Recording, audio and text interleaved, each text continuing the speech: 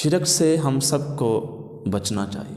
شرک ایسا گناہ ہے کہ اللہ قیامت کے دن آخرت میں ہر گناہ معاف کر دے گا، لیکن شرک معاف نہیں کرے گا۔ شرک سے مراد یہ ہے کہ اللہ کی ذات، افعال یا صفات میں کسی دوسرے کو شریک کرنا۔ اللہ کی ذات میں شریک، 2، 3 یا اس سے زیادہ خداؤں کی عبادت کرنا۔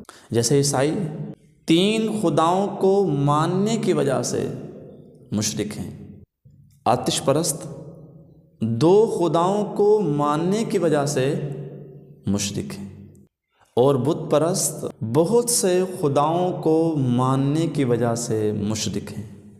اسی طرح سورۃ لقمان فرماتے ہیں ان الشرک لظلم عظیم، شرک بہت بڑا ظلم ہے، بہت بڑا گناہ ہے، تو شرک سے ہم سب کو بچنا چاہیے۔